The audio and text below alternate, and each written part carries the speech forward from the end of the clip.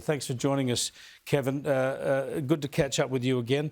I just want to play you a clip from Matt Canavan earlier today talking about the net zero debate and what it means for the country and for the coalition. Here he is. We're irrelevant right now. Like, who cares what it looks right now? We've got to get the results. Like, that's what's important. It doesn't have to be neat or tidy or pretty. It has to be effective. Yeah, a lot of people focusing on the fact he's saying the coalition's irrelevant. Well, in numerical terms in Parliament, you kind of are at the moment. He's right, isn't he? It doesn't matter how ugly or divisive this debate looks, especially given it's been going on really for 15 or 20 years. The coalition just actually has to get the work done and come up with the right policy that it can take to the people of Australia for the next decade. Chris, exactly. And look, we're irrelevant in the sense, obviously, our votes are never going to win a majority in either chamber at the moment. So on that point, it's true. But really important that as an opposition, we do over the next 2.5, 3 years go to the electorate with a really coherent policy. And, I was asked this morning too, what I thought of Barnaby Joyce bringing on his private members bill yesterday, Chris, and I said, I celebrate it. He obviously has arrived at a position. We're doing a review as a party room. We've decided there's a room to do that review. It'll take us a number of months to get to a party room position. Barnaby feels strongly, good on him. And Chris, you know what? On our side of politics, we've always celebrated public debate, even within the parties. If you have a different opinion, that's okay. Labor Party, socialism, mate, you don't do that. You can't do that. You're not allowed to do it because that's not what they allow. But and just to segue, just to go back to, Chris, I've got to say this.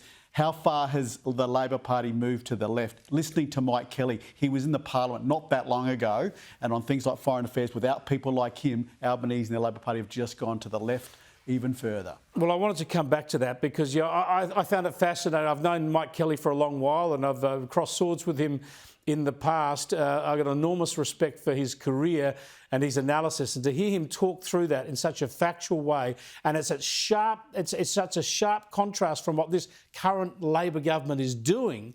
Yet Albanese is under pressure from inside his party, from Muslim MP and former Minister Ed Husic, to actually go even further and recognise some imaginary state of Palestine now. Here's Ed Husic on this channel just the other day.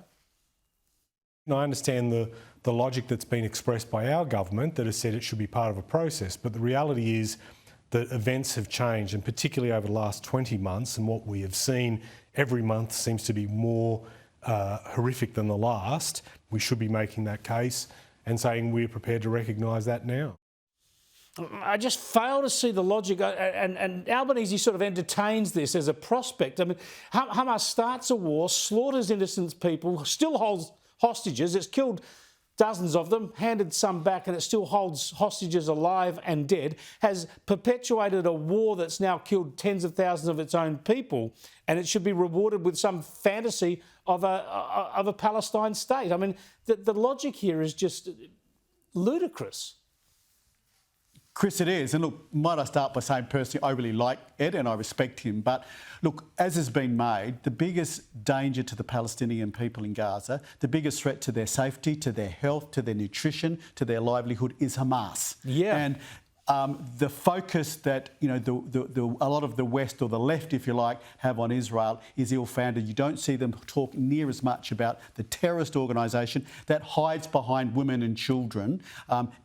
Organised that horrific attack back in October the 7th, nearly 2 years ago now. So they are the bad people here. When Hamas is dismantled, which is obviously what the Israeli government and defence forces want to do, and you cannot blame them given what's happened. Once they are dismantled, you can then start to work on how a Palestinian state might work, because who would it be? Who would be running it? Who would be the representatives? And right now you can't do that because Hamas are in control. So to point the finger elsewhere is ludicrous, as you say.